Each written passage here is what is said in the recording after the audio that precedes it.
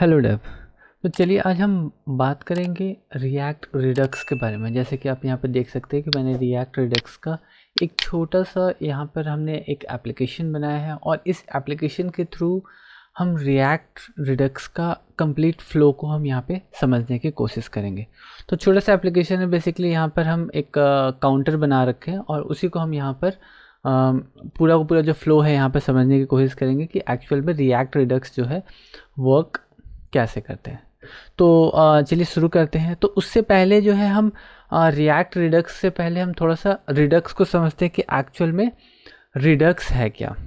तो रिडक्स के official websites पे चलते हैं और ऑफिशियल वेबसाइट पे अगर हम यहाँ पर देखें तो यहाँ पर इन लोगों ने ऑलरेडी मेंशन कर रखा है कि a predictable state container for GSF.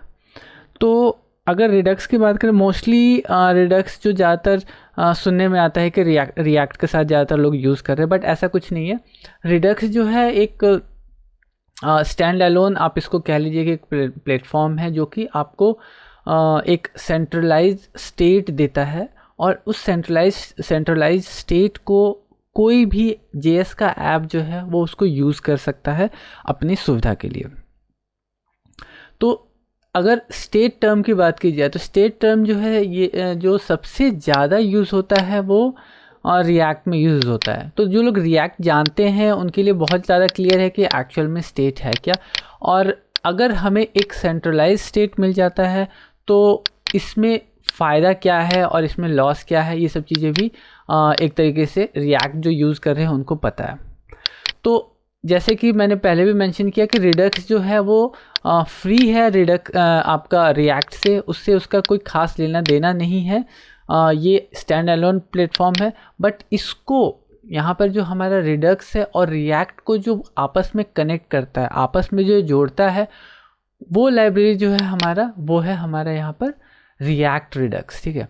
तो रिएक्ट रिडक्स बेसिकली एक ऐसा प्लेटफॉर्म है, बेसिकली आप इसको ब्रिज कह लीजिए, जो कि रिएक्ट और रिडक्स दोनों के बीच में एक ब्रिज बनाता है और इन दोनों के साथ इंट्रैक्शंस जो है वो क्रिएट करता है, दोनों के साथ जो है रिलेशंस जो है वो क्रिएट करता है।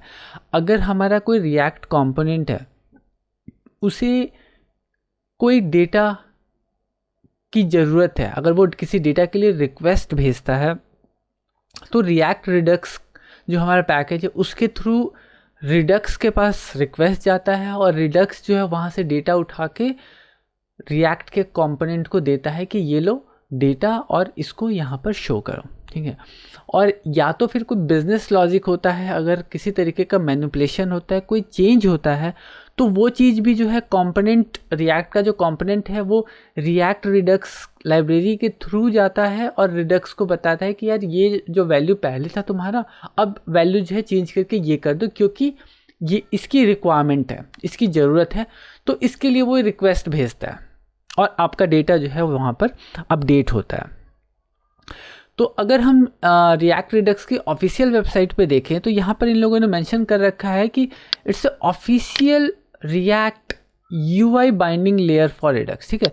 तो ये ऑफिशियल इसका है बेसिकली जो रिएक्ट जो है हमारा प्लेटफॉर्म, एक्चुअली जो हमारा लाइब्रेरी है, इस लाइब्रेरी का ऑफिशियल एक ब्रिज है रिडक्स के साथ काम करने वाला। और ये क्या करता है कि यूआई बाइंडिंग करता है। बेसिकली जो रिएक्ट हमें यूआई मैनिपुलेशंस मोस्टली देता है, यूआई में जो भी चेंजेस करने के लिए जो हमें फ्रीडम देता है, उस चीज़ के लिए उससे कनेक्ट करता है और वहाँ से डेटा जो है वो स्टोर को देता है, बेसिकली रिडक्स को देता है, और रिडक्स से जो भी डेटा लेना होता है वो हमारे कंपोनेंट को देता है। आगे पढ़ते हैं तो it lets your react component read data from redux store, ठीक है, and dispatch action to store to update state। तो यहाँ पर भी उन्होंने क्लियरली बोला है कि रिएक्ट कंपोनेंट जो है वो इसके थ्रू, एक्चुअली रिएक्ट रिडक्स के थ्रू जो है रिएक्ट कंपोनेंट जो है सेंट्रलाइज स्टेट, जो हमारा सेंटर वाला जो स्टेट है, वहाँ से डेटा को रीड करता है। ठीक है। और एक्शन डिस्पैच करता है। Basically action in the sense कि किसी तरीके का आपने रिक्वेस्ट भेजा, कोई स्पेसिफिक टास्क के लिए आपने बोला कि यार मेरे लिए ना तुम ये कर दो, ठीक है, तो जो आप उसको बोल रहे हैं कि मेरे लिए ये कर दो, ठीक है, तो उस चीज़ को आप डिस्पैच कर रहे हैं रिक्वेस्ट को, और रिक्वेस्ट जो जाता है वो आपका रिएक्ट रिडक्स के थ्रू जाता है आपके रिडक्स के पास, और वो उस चीज़ को अपडेट करता है अपने स्टेट में, ठीक है। तो चलते हैं हम एप्लीकेशंस की ओर। हमारा जो एप्लीकेशन है यहाँ पर, मैं इसका लिंक अपने वीडियो के डिस्क्रिप्शन में डाल दूँगा, आप इसके थ्रू जाके आप बेटर अंडरस्टैंड कर सकते हैं। आपको कुछ यहाँ पे चेंज करके भी करना हो तो आप यहाँ पे इजीली कर पाएंगे, ठीक है। तो ये कोड सैंडबॉक्स के नाम से एक प्लेटफॉर्म है जहाँ पर आप रिएक्ट के एप्लीकेशंस में आप अपने चेंजेस कर सकते हैं। आप अपने लिए एक डमी एप्लीकेशंस वगैरह जो है सेल्फ लर्निंग के लिए आप यहाँ पे बना सकते हैं। तो बात करते हैं सबसे पहले हमारा index.js, ठीक है। तो अगर index.js से चलते हैं, एक एक चीज़ को हम यहाँ पर क्लियरली डिस्कस करेंगे कि चीज़ें जो है कैसे यहाँ पर वर्क कर रही हैं। तो सबसे पहले हम बात करेंगे यहाँ पर हमारा डॉम रेंडर के बारे में, ठीक है। तो नॉर्मली अगर आप यहाँ पे देखिए जो डॉम रेंडर है, डॉम जो रिएक्ट डॉम है, इसके अंदर जो रेंडर हमने पास किया है, तो यहाँ पर ये दो मेथड्स लेता है, ठीक है, सॉरी दो पैरामीटर्स लेता है। एक आपका कंपोनेंट लेता है, दूसरा कंपोनेंट को जहाँ रेंडर करना है बेसिकली वहाँ पर, तो उन दो वैल्यूज़ को ही लेता है। तो हमारा जो यहाँ पर रूट एलिमेंट है बेसिकली, ये हमारा जो HTML है, जो हमारा पब्लिक के अंदर यहाँ पे पब्लिक डायरेक्टरी के अंदर जो हमारे HTML यहाँ पे पड़ा हुआ है, इसके अंदर यहाँ पे रूट है, देखेंगे तो यहाँ पर डिव रूट यहाँ पे बना हुआ है, यहाँ पर हमारा कंपोनेंट रेंडर हो रहा है, ठीक है। तो इसमें बहुत ज़्यादा डीप नहीं जाते हैं। और इसके बाद जो है ये यहाँ पर जो है हम अपना मेन कंपोनेंट जो है यहाँ पर हम प्रोवाइड कर रहे हैं, जो कि पर्टिकुलर इस डॉम पे रेंडर हो रहा है, ठीक है। अब फर्दर चलते हैं। तो सबसे पहले कभी भी जो हमारा एक रिएक्ट एप्लीकेशन है उसको सेंट्रलाइज स्टेट को देने के लिए हमें प्रोवाइडर की ज़रूरत पड़ती है, ठीक है। प्रोवाइडर इन द सेंस कि वो उसको प्रोवाइड कर रहा है कुछ, ठीक है। तो प्रोवाइडर की ज़रूरत पड़ती है। तो इसका जो पैकेज है बेसिकली ये आपके रिएक्ट रिडक्स के अंदर जो है ये प्रोवाइडर देता है, ठीक है। प्रोवाइडर बेसिकली क्या है कि आपके एप्लीकेशन को एक स्टोर प्रोवाइड करता है, ठीक है, एक सेंट्रलाइज स्टोर प्रोवाइड करता है, और इसी के अंदर आपका पूरा का पूरा एप्लीकेशन जो है वो रेंडर होता है, एग्जीक्यूट होता है। तो एक तरीके से समझिए कि ये सबसे ऊपर बैठा रहता है, सबसे टॉप पे बैठा रहता है, और टॉप पे बैठ के इसके अंदर जितने भी कंपोनेंट्स आते हैं उन कंपोनेंट्स को रिक्वेस्ट के अकॉर्डिंगली डेटा जो है प्रोवाइड करता है, प्लस डेटा में चेंजेस के लिए अगर आप एक्शंस दे रहे हैं तो वो उसके बिहाफ पे वो चेंजेस भी करता है। तो आप जैसे कि यहाँ पे देख रहे हैं कि हमारा ऐप जो है वो प्रोवाइडर के अंदर रैप है, तो हमेशा प्रोवाइडर जो है वो सबसे टॉप पे ही रहता है, आपके एप्लीकेशंस के सबसे टॉप पे रहता है। उसके अंदर जो भी आप कंपोनेंट डाल रहे हैं, बेसिकली ऐप भी यहाँ पर एक कंपोनेंट है, एक तरीके से कंपोनेंट के अंदर कंपोनेंट्स है। तो यहाँ पर ऐप जो हमारे यहाँ पे कंपोनेंट है, ये कंपोनेंट जो है वो प्रोवाइडर से पूरा का पूरा स्टोर एक्सेस कर पाएगा। इवन इस ऐप के अंदर जितने भी कंपोनेंट्स हम ऐड करेंगे, जितने भी इसके चाइल्ड कंपोनेंट्स यहाँ पर हम अगर ऐड करेंगे, उन सभी को ये स्टोर, ये सेंट्रलाइज स्टेट जो है वो एक्सेसिबल होगा, वो उसको मिलेगा। तो फर्दर चलते हैं कि यहाँ पे हमारा प्रोवाइडर हो गया, प्लस यहाँ पे हमने एक स्टोर जो है क्रिएट किया, क्योंकि स्टोर बेसिकली इसलिए क्योंकि स्टोर हमारा प्रोवाइडर जो है वो स्टोर को देखता है, वो स्टोर जो है वो इसके अंदर जितने भी कंपोनेंट्स है वो उसको प्रोवाइड करता है, इसलिए यहाँ पर हमें स्टोर को देना ज़रूरी होता है, ठीक है। तो हमने यहाँ पर एक स्टोर दिया, ठीक है, प्रोवाइडर स्टोर इक्वल टू यहाँ पे हमने स्टोर इसको हमें यहाँ पे प्रोवाइड कर दिया, ठीक है। स्टोर जो है बेसिकली वो हम कन्फिगर कर रहे हैं यहाँ पर रिडक्स कन्फिग स्टोर के अंदर। इसके लिए मैंने यहाँ पर एक फ़ाइल बना रखा है, इसी फाइल के थ्रू जो है हम इसको ये चीज़ें प्रोवाइड कर रहे हैं। तो आगे चलते हैं, जो हमारा रिडक्स की जो डायरेक्टरी है उसके अंदर चलते हैं। अगर ऐप में देखें तो यहाँ पर हमने कंपोनेंट जो है यहाँ पे इंक्लूड कर रखा है। तो इससे पहले यहाँ पर जैसे कि हमने इंडेक्स में यहाँ पर स्टोर हमने क्रिएट किया है, जो स्टोर हमें सारा डेटा जो है जो सेंट्रलाइज स्टेट को सारा का सारा डेटा प्रोवाइड करेगा, उसके लिए हमने यहाँ पर रिडक्स के अंदर एक कॉन्फ़िग स्टोर के नाम से एक JS फाइल बना रखा है। इसके अंदर हम पूरा का पूरा जितने भी इसके रिड्यूसर्स हैं वो हम यहाँ पे प्रोवाइड कर रहे हैं, ठीक है। तो लाइन बाय लाइन चलते हैं बेसिकली कि पहले लाइन पे अगर आप यहाँ पर देखेंगे तो यहाँ पर जो है हम क्या कर रहे हैं, इंपोर्ट कर रहे हैं दो चीज़ें। एक तो हम कर रहे हैं कंबाइन रिड्यूसर, ठीक है, और दूसरा जो है हमारा क्रिएट स्टोर। तो दो चीज़ें जो है हम यहाँ पर प्रोवाइड कर रहे हैं। तो यहाँ पर एक एक करके समझते हैं कि एक्चुअली कंबाइन स्टोर का यूज़ क्या है, ठीक है। कंबाइन स्टोर का बेसिकली यूज़ है, जैसे कि आप यहाँ पे देख सकते हैं, कंबाइन स्टोर का यूज़ है जितने भी हमारे कंबाइन रिड्यूसर का जो यूज़ यहाँ पर है वो जितने भी हम रिड्यूसर्स जो यहाँ पर हम बनाएंगे, ठीक है, उन सभी रिड्यूसर्स को वो यहाँ पर कंबाइन करेगा, ठीक है।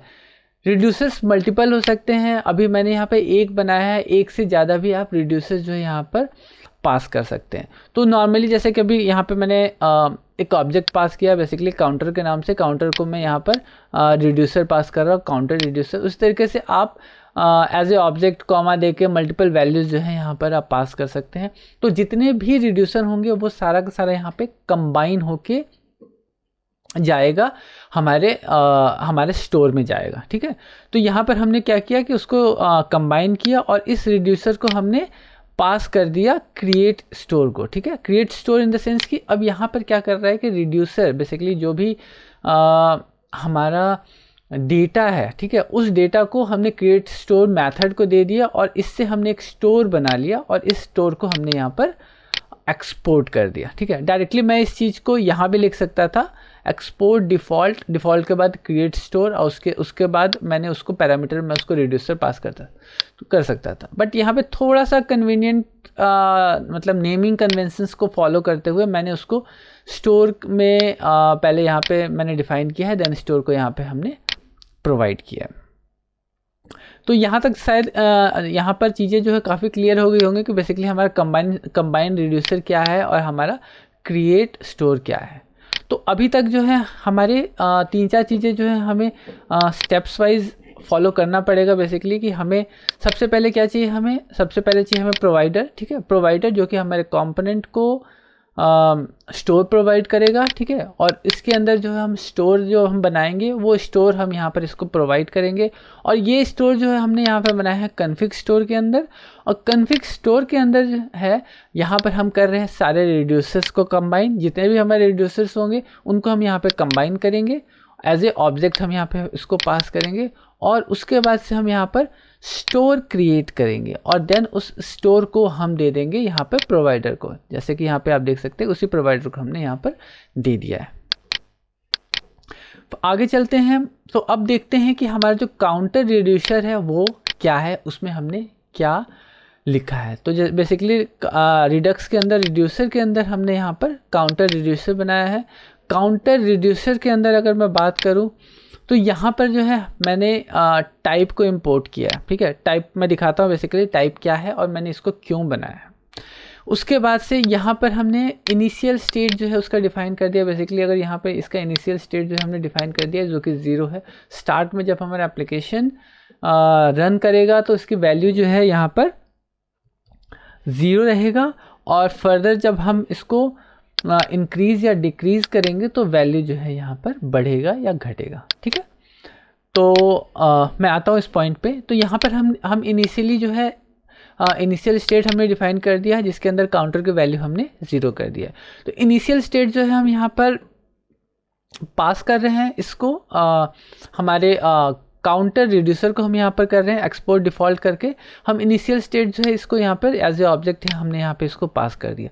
तो अब क्या है कि स्टार्ट जो है इसका हुआ वो 0 से हुआ जो कि 0 यहाँ पर प्रिंट हो रहा है। अगर उसको देखना चाहें तो हम यहाँ पे देख सकते हैं बेसिकली वो यहाँ पर प्रिंट हो रहा है यहाँ पर, ठीक है। आपका काउंट जो है यहाँ पर प्रिंट हो रहा है जो कि ये वैल्यू है।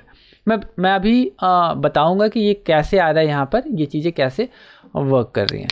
तो अभी यहाँ पर काउंटर रिड्यूसर में बेसिकली, ठीक है, इनिशियल वैल्यू जो हमने इसको पास कर दिया स्टेट को, ठीक है, प्लस हमने यहाँ पर एक्शन लिया। तो अगर मैं इस रिड्यूसर्स की बात करूँ, काउंटर रिड्यूसर की बात करूँ तो ये एक तरीके से आप इसको कंपोनेंट समझ लीजिए, ठीक है। ये कंपोनेंट यहाँ पर ये जो एक्सपोर्ट हो रहा है और ये दो वैल्यूज़ लेता है, ठीक है।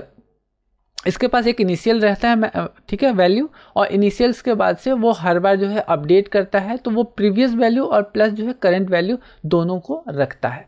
प्लस उसके बाद ये एक्शंस जो है, ये एक्शंस की इसकी रिक्वायरमेंट होती है। एक्शंस इन द सेंस कि आपको क्या करना है, ठीक है। अगर जैसे कि यहाँ पे हमने एप्लीकेशन जो हमने यहाँ बनाया है उसमें हम नंबर्स को इंक्रीज़ और डिक्रीज़ कर रहे हैं, तो इंक्रीज़ और डिक्रीज़ के सेंस में हम यहाँ पर स्विच केसेस यूज़ कर रहे हैं, जिसमें हम एक्शन टाइप जो है यहाँ पर डिफाइन कर रहे हैं। आप यहाँ पर इफ़ एल्स भी ले सकते हैं, बट स्विच केस जो है थोड़ा सा क्लियर कन्वीनियंट दिखता है, तो इसलिए ज़्यादातर जो है यहाँ पर स्विच केस लेना जो है लोग प्रेफर करते हैं। तो पहला जो है हमारा इंक्रीज़ है और दूसरा जो है यहाँ पर डिक्रीज़ है। तो दो यहाँ पर हम एक्शंस हमने यहाँ पर डिफ़ाइन किया है। स्टार्टिंग में जब हमारा एप्लीकेशन जब रेंडर होता है तो उस टाइम हम कोई भी एक्शन हम प्रोवाइड नहीं करते हैं, ठीक है। तो क्योंकि हम उस टाइम तो हम जैसे हमारा रेंडर हुआ ना हम इंक्रीज़ बोल रहे हैं ना डिक्रीज़ बोल रहे हैं, कुछ हम बोल नहीं रहे।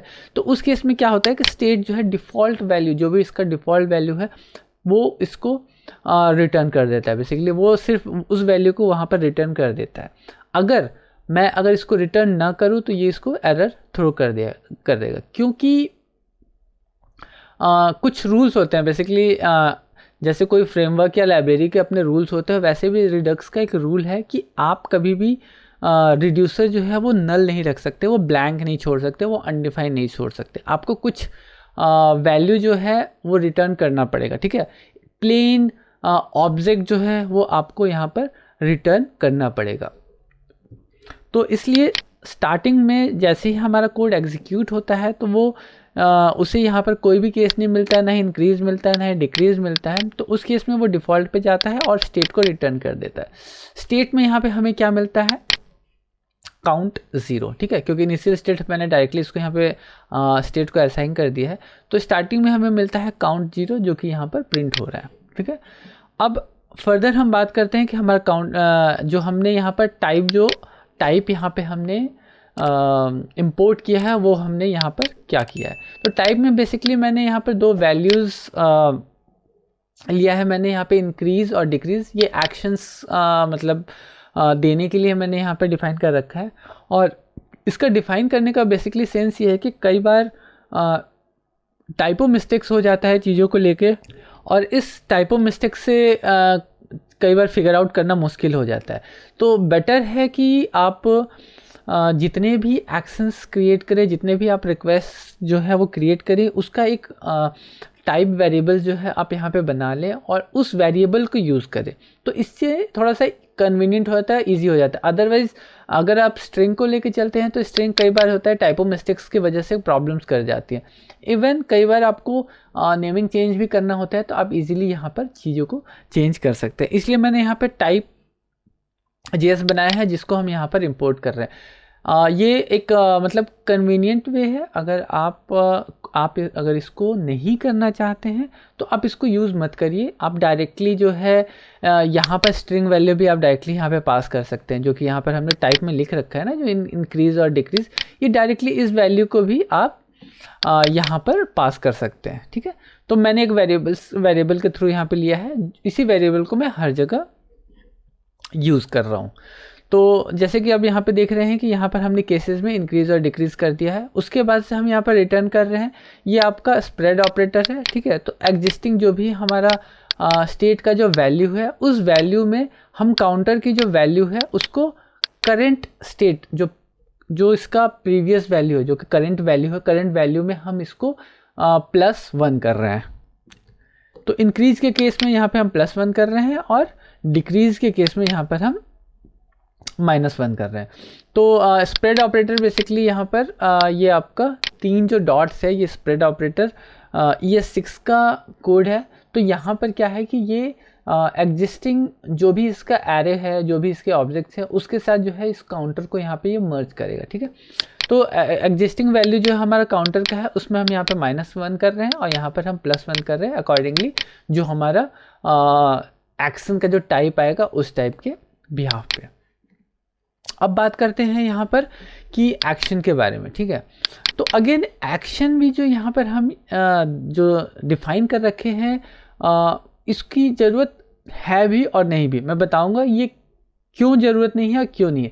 बेसिकली कन्वीनियंस वाली बात है कि हमने सारे ऑर्डर जो है वो एक जगह हमने डिफाइन कर रहा है, सारे एक्शंस जो है हम एक जगह एक फाइल हमने बना रखा है, वहाँ पर हम इनको डिफाइन कर रहे हैं। अदरवाइज डायरेक्टली आप वो जो स्ट्रिंग वैल्यू इंक्रीज और डिक्रीज का जो स्ट्रिंग वैल्यू जो कि यहाँ पे मैं एज ए टाइप यहाँ पर पास कर रहा हूँ, सेम वही टाइप वाले से यहाँ पे मैं पास कर रहा हूँ, इस वैल्यू को आप डायरेक्टली भी अगर स्ट्रिंग वैल्यू पास करते हैं तो भी आपका काम चल जाता है। बट ये कन्वीनियंट वे है, उस कन्वीनियंट वे को फॉलो करेंगे तो आप अदर्स के कोड, बेसिकली हर कोई इसी तरीके से कोड लिख रहा है तो आपको चीज़ें समझने में इजी होगी। अदरवाइज़ ये कोई ऐसा कोई स्पेसिफिक चीज़ नहीं है, मतलब हम यहाँ पर एक्शन और टाइप ये इस दो फाइल को इग्नोर कर सकते हैं, इग्नोर करते हुए हम यहाँ पर काम कर सकते हैं। वो चीज़ मैं दिखाऊंगा कि वो चीज़ें कैसे कहाँ पर हम यूज़ कर रहे हैं, जिसको हम जहाँ पर हम एक्शंस बिना एक्शन का जो यहाँ पर जेएस है, यहाँ पर जो हमने मेथड्स बना रखे हैं,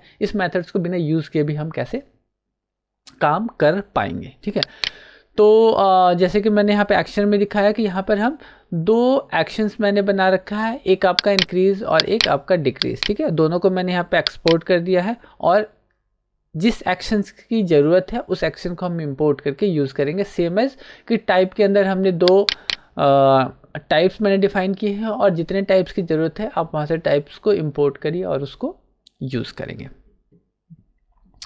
तो आगे बढ़ते हैं हमारे ऐप में। अगर ऐप को अगर आप यहाँ पे देखें तो अभी तक जो है हमारा कॉन्फ़िग स्टोर जो है हमारा बन चुका। हमारा यहाँ पर इनिशियल जो है स्टेट भी हमारा जो रिड्यूसर है वो भी हमारा तैयार हो गया, प्लस रिड्यूसर का एग्जिस्टिंग वैल्यू भी है वो भी हम यहाँ पर हमने दे दिया है। अगर हम अपने ऐप में चलते हैं तो ऐप में जो है इनिशियल वैल्यू जो है यहाँ पे काउंट है, वो काउंट हम कहाँ से ले रहे हैं, यहाँ से अगर आप देखें तो हमने यहाँ पे लिया। ठीक है, काउंट। ये जो हमारा काउंट है, काउंट में हम यहाँ पे ले रहे हैं यूज़ सेलेक्टर। ठीक है, यूज़ सेलेक्टर बेसिकली एक मेथड है आपका, रिएक्ट रिडक्स का मेथड है। ठीक है, जो कि हमारे जो हमारा एक्चुअली स्टोर है, ठीक है, उस स्टोर को वो रिक्वेस्ट भेजता है बेसिकली कि पर्टिकुलर इस सेक्शन का जो है हमें वैल्यू है रिक्वायर्ड है, इस वैल्यू को हमें वहाँ से प्रोवाइड करें।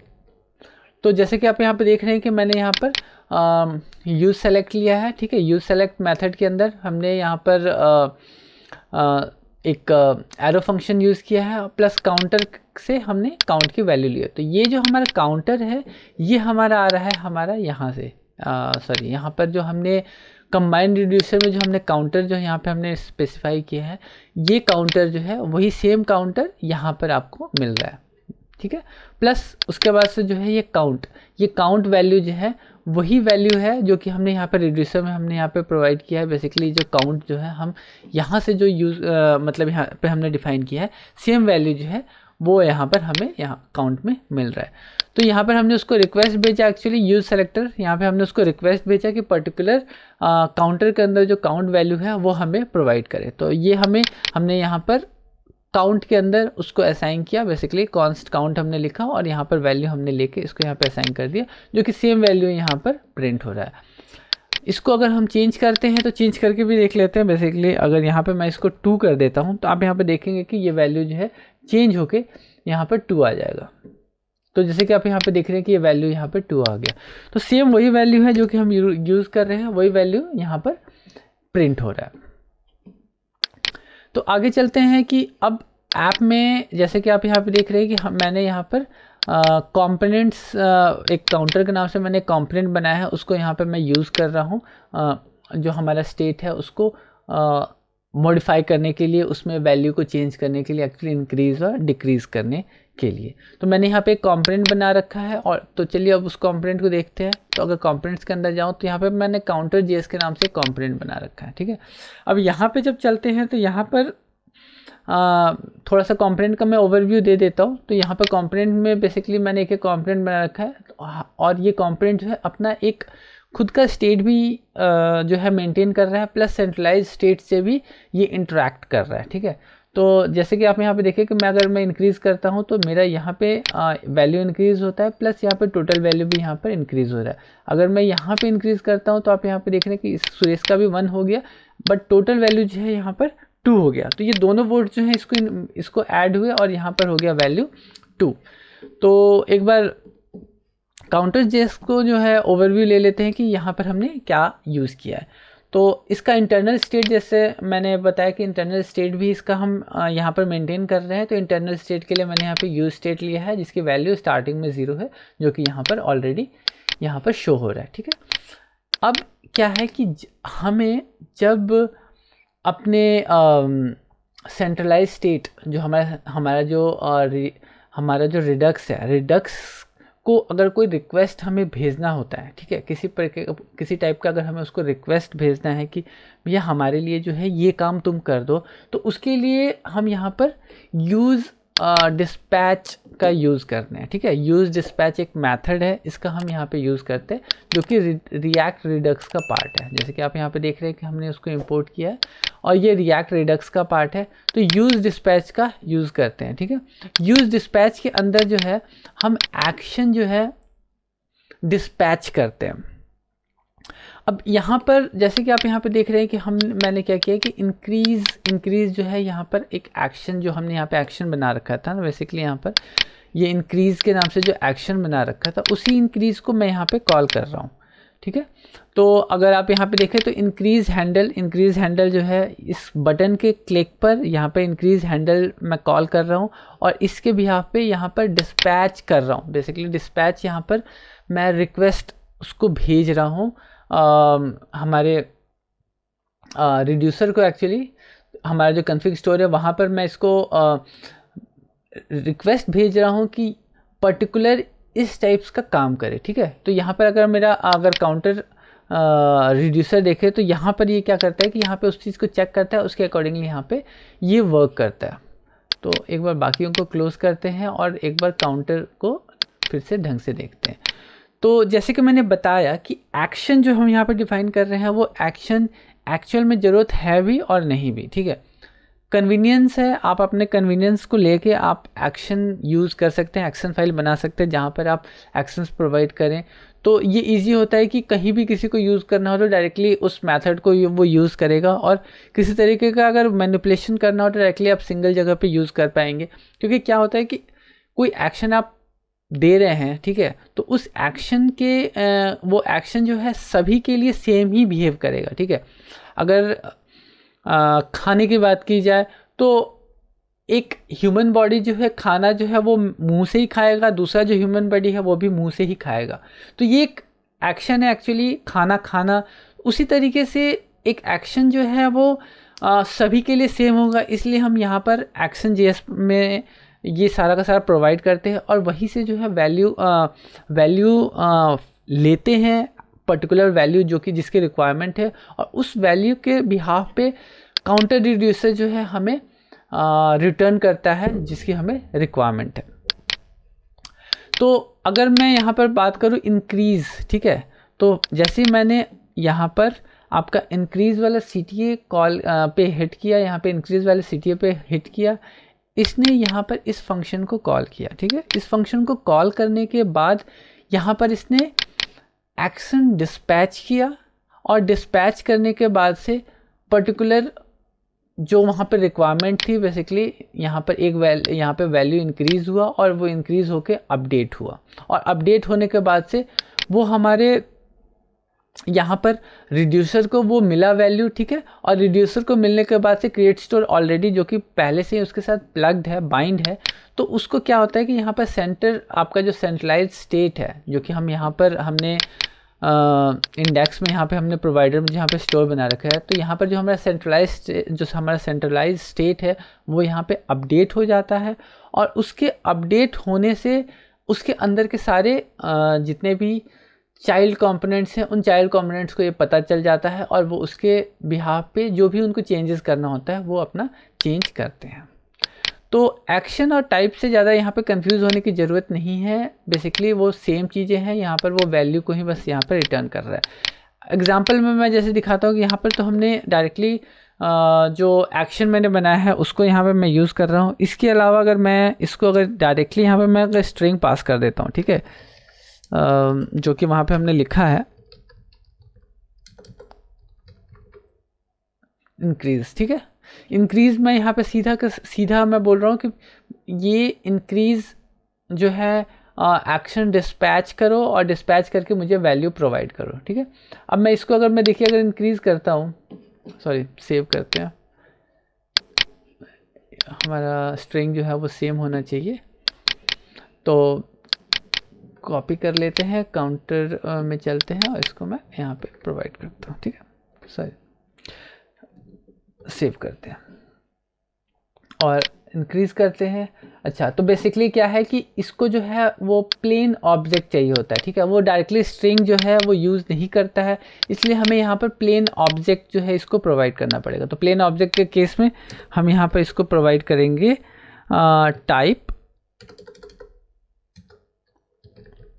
टाइप उसके बाद से इंक्रीज, ठीक है, इसको हम करते हैं यहाँ पे सेव। अब जब मैं यहाँ पे रिक्वेस्ट जो है करूँगा तो आप यहाँ पे देख रहे हैं कि हमारा वैल्यू जो है इंक्रीज हो रहा है, ठीक है। तो ये जो एरर जो इसने यहाँ पे थ्रो किया था, ठीक है, तो कभी भी आप कोई रिक्वेस्ट बेसिकली किसी भी रिड्यूसर को देंगे तो रिड्यूसर को हमेशा एक प्लेन ऑब्जेक्ट की ज़रूरत होती है, वो कभी भी आपके प्लेन स्ट्रिंग पे वर्क नहीं करता है। जैसे कि एक बार दोबारा से अगर इस एरर को हम यहाँ पर देखते हैं, यहाँ पे अगर मैं एरर को दिखाऊँ आपको, इसको जब मैं इंक्रीज पे क्लिक करता हूँ तो यहाँ पे ये दे रहा है कि action must be plain object, ठीक है।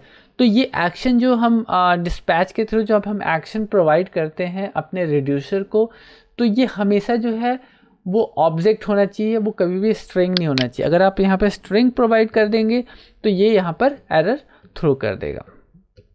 तो जब हम पर्टिकुलर यहाँ पर एक एक्शन बेसिकली जब इस मेथड को हम यहाँ पे कॉल कर रहे हैं, हमारा जो इंक्रीज मेथड है उसको जब हम यहाँ पे कॉल कर रहे हैं तो वो क्या कर रहा है कि हमारे एक्शन से पर्टिकुलर ये पूरा ऑब्जेक्ट जो है यहाँ पे पास कर रहा है विथ दैट स्ट्रिंग इंक्रीज, ठीक है, जो टाइप में हमने डिफाइन कर रखा है उस वैल्यू के साथ जो है वो इसको प्रोवाइड कर रहा है। वो हमारा जा रहा है रिड्यूसर के पास और रिड्यूसर वैल्यू को चेंज करके यहाँ पे हमारे स्टेट को अपडेट कर रहा है, और ये स्टेट जो है ऑलरेडी प्लग्ड है हमारे इंडेक्स के साथ, बेसिकली सबसे टॉप पे जहाँ पर हमारा जो मेन पेरेंट ऐप जो है यहाँ पर प्लग हो रहा है, और यहाँ पर जो हमारा सेंटर स्टेट जो है जैसे ही अपडेट हो रहा है, ये अपडेट होने के बाद से पर्टिकुलर सभी जितने भी हमारे यहाँ पर चाइल्ड्स हैं उन चाइल्ड्स को वैल्यू प्रोवाइड कर रहे हैं, ठीक है। तो अभी जैसे कि आप यहाँ पे देख रहे हैं कि मैंने ऐप में यहाँ पर मैंने काउंटर ले रखा है, यूज़ सेलेक्टर हमने यहाँ पे यूज़ किया है, और यहाँ पर मैं वैल्यू को फेच कर पा रहा हूँ।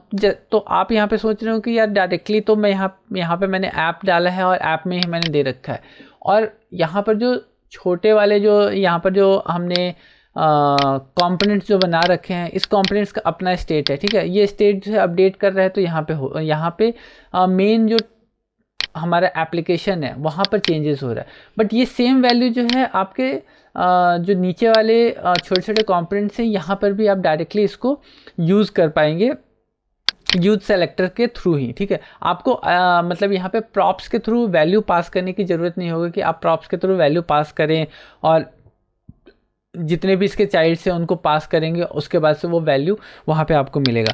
जैसे कि अगर एग्जांपल में दिखाता हूँ कि सेम चीज़ जो है, अगर मैं इसके अंदर चलता हूँ, काउंटर के अंदर चलता हूँ और यहाँ पर मैं इसको यूज़ कर लेता हूँ, ठीक है।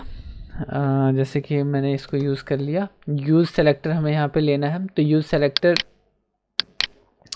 आपका रिएक्ट रिडक्स का पार्ट है, इसको भी हम यहाँ पे हमें इंपोर्ट करना होगा। ओके, तो यूज़ सेलेक्टर, ठीक है, सेव करते हैं। सेव करने के बाद से अब यहाँ पे एक एरर आ रहा है, तो इसको टोटल काउंट कर देते हैं, क्योंकि सेम वैल्यू जो है यहाँ पर हमने यहाँ पे पहले से काउंटर कर रखा है, ठीक है। तो टोटल काउंट इसको कर देते हैं, टोटल काउंट, ठीक है, टोटल काउंट कर दिया। और अब अगेन हम यहाँ पर पर्टिकुलर उस काउंटर के अंदर जो काउंट वैल्यू है उस चीज़ को हम यहाँ पर एक्सेस करने की कोशिश कर रहे हैं। तो टोटल वोट जो है यहाँ पर हम 5 हमें मिला है।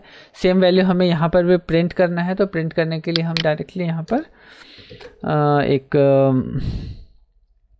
ले लेते हैं H3 ले लेते हैं और H3 के अंदर इसको हम प्रिंट करते हैं, ठीक है। टोटल काउंट,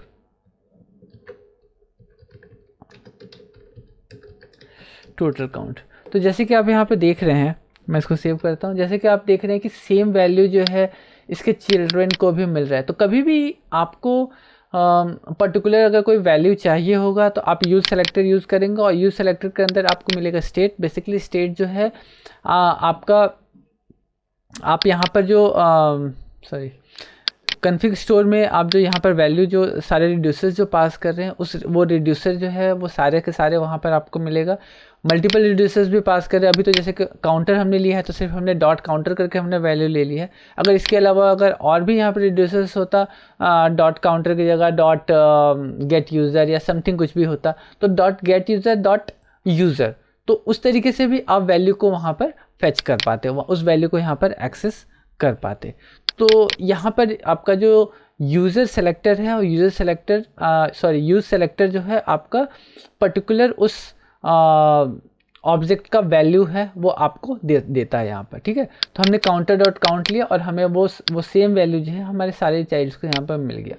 तो इसी तरीके से जो है आपका जो सेंट्रलाइज स्टेट का जो वैल्यू है वो सारे के सारे कंपोनेंट्स को यहाँ पर प्रोवाइड करता है। तो एक बार फिर से अपना जो हमने पूरा जो साइकिल पढ़ा यहाँ पर रिएक्ट रिडक्स का, उसको एक बार फिर से गो थ्रू कर लेते हैं कि हमें जो है यहाँ पर किन की चीज़ों की और कैसे ज़रूरत पड़ती है। तो मैं इसको हटा देता हूँ, बेसिकली इसकी यहाँ पे ज़रूरत नहीं है। मैंने यहाँ पे डेमो पर्पस से आप लोग को दिखाया, तो इसकी यहाँ पे ज़रूरत नहीं है। इसको मैं यहाँ पे सेव करता हूँ कि फर्दर आप लोग के रेफरेंस के लिए रहेगा कि आपको ज़्यादा चीज़ें क्लियर होंगी। तो कभी भी हमारा जो रिएक्ट रिडक्स हमें यूज़ करना होगा तो सबसे पहले जो है हमें रिएक्ट रिडक्स को यहाँ पर इंपोर्ट करना होगा, ठीक है। पहला स्टेप आपको इंपोर्ट करना होगा। दूसरा जो है प्रोवाइडर आपको यूज़ करना होगा। प्रोवाइडर जो है आपके एप्लीकेशंस को सेंट्रलाइज स्टेट प्रोवाइड करता है, ठीक है। उसके बाद से इसके स्टोर में आपको स्टोर प्रोवाइड करना होगा, ठीक है। स्टोर जो है आपका रिड्यूसर है, बेसिकली जितने भी आपके रिड्यूसर्स आपने बना रखे हैं वो सारा जो है यहाँ पे स्टोर में इसको मिलेगा। और रिड्यूसर इन द सेंस कि आपका जो भी डेटा मैनिपुलेशंस हो रहा है, जो डेटा जो है आपका वो सारा का सारा जो है यहाँ पर स्टोर में इकट्ठा होगा, ठीक है।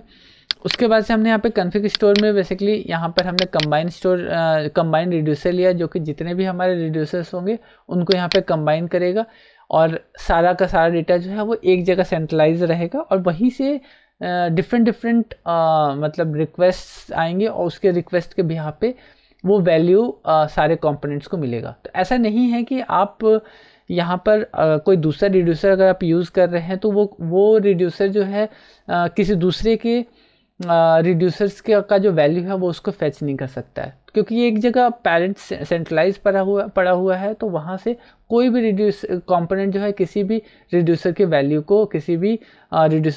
को आराम से एक्सेस कर पाएगा, ठीक है। उसके बाद से हमने स्टोर क्रिएट कर दिया, क्योंकि स्टोर क्रिएट करना इसलिए ज़रूरी है क्योंकि अगर स्टोर नहीं क्रिएट करेंगे तो हमारा डेटा जो है वहाँ पर स्टोर में जाएगा नहीं, ठीक है। तो एक स्टोर क्रिएट करके हमने स्टोर को वो वैल्यू असाइन कर दिया हमारे index.js में, ठीक है। अब यहाँ पे हमने कॉन्फ़िग स्टोर में स्टोर कर दिया। उसके बाद से देन हमने एक रिड्यूसर बनाया। रिड्यूसर में हमने कंडीशन वाइज जो है यहाँ पर हमने वैल्यू मैनिपुलेशंस जो भी आप एक तरीके से कह लीजिए कि जो बिजनेस लॉजिक्स है वो हमने यहाँ पर रिड्यूसर में दे दिया और रिड्यूसर के थ्रू ही जो है हमारा वैल्यू यहाँ पर मैनिपुलेट हो रहा है। प्लस मैंने यहाँ पर एक टाइप बनाया। टाइप में हम यहाँ पर सारे एक्शंस के टाइप्स को हम यहाँ पर डिफाइन कर रहे हैं, जैसे इंक्रीज डिक्रीज, कल को अगर मल्टीप्लिकेशन डिवीजन या समथिंग रेशियो वगैरह कुछ भी आपको डिफाइन करना है तो सारी चीज़ें हम यहाँ पर डिफाइन कर रहे हैं। और इसके थ्रू हम एक variable mapping, centralize variable mapping कर रहे हैं, जिससे कभी भी गलत मतलब स्ट्रिंग वैल्यू जो है वो पास ना हो। क्योंकि देखिए वेरिएबल अगर गलत आप दे देते हैं तो उसका एरर आपको मिल जाता है, बट अगर स्ट्रिंग जो है आप अगर गलत दे देते हैं तो उसका एरर आपको ऑन द एक्चुअली उस सेम टाइम पे आपको नहीं मिलेगा, क्योंकि वो स्ट्रिंग है, स्ट्रिंग जो है वहाँ पर एग्जीक्यूट नहीं हो रहा। और यहाँ पे जो एक्शन है, एक्शन में हमने डिफाइन कर दिया कि इंक्रीज़ करना है, डिक्रीज़ करना है, उसके अकॉर्डिंगली हम प्लेन ऑब्जेक्ट जो है प्रोवाइड कर रहे हैं डिस्पैचर को, और डिस्पैचर जो है उस प्लेन ऑब्जेक्ट को दे रहा है यहाँ पर हमारे काउंटर रिड्यूसर को। ठीक है, तो यहाँ पर जो हमारा एक्शन है, बेसिकली ये एक्शन का जो प्लेन हमारा जो ऑब्जेक्ट है, ये हमारा जाता है आपके यहाँ पे हमारे कंपोनेंट के थ्रू जाता है। डिस्पैचर जो है वो इसको भेजता है हमारे काउंटर रिड्यूसर को, और काउंटर रिड्यूसर क्या करता है, उस वैल्यू को अपडेट करता है, और अपडेट करके वो हमारा जो यहाँ पर रिडक्स जो हमारा सेंट्रलाइज स्टेट है उसको देता है। और इसी वैल्यू को क्या करता है कि हमारे यहाँ पर इंडेक्स के अंदर जो हमने ऐप बना रखा है वो वैल्यू हमारे ऐप को मिलता है, और सेम वैल्यू जो है हमारा यहाँ पर जो हमने कॉम्पोनेंट बना रखा है उस कॉम्पोनेंट को भी मिलता है। अब काउंटर में जैसे कि मैंने यहाँ पे दिखाया कि यहाँ पे हमें डिस्पैच करना पड़ता है, बेसिकली डिस्पैच जो भी एक्शंस हमने डिस्पैच किया है उस एक्शंस को डिस्पैच करना पड़ता है, और उसको डिस्पैच करने के बिहाफ पे ही वैल्यू जो है अपडेट होता है। तो आई थिंक ये पूरा का पूरा जो साइकिल है वो क्लियर हुआ होगा कि एक्चुअल में जो हमारा रिएक्ट रिडक्स है वो वर्क कैसे करता है, और वो कैसे सराउंडेडली इसमें मतलब घूमता है, चीज़ों को लेके घूमता है कि कहाँ से आप वैल्यू को ले सकते हैं, किसको वैल्यू देना है, कहाँ डेटा स्टोर हो रहा है, और ये एक्शंस किससे प्रोवाइड हो रहा है। तो आई थिंक चीज़ें क्लियर हुई होंगी, होप। अगर वीडियो और जानकारी आपको अच्छी लगी हो, पसंद आई हो, तो वीडियो को लाइक और चैनल को सब्सक्राइब करना ना भूलें। मिलते हैं फिर कुछ ऐसे इंटरेस्टिंग टॉपिक के साथ अगले वीडियो में, तब तक के लिए बाय बाय।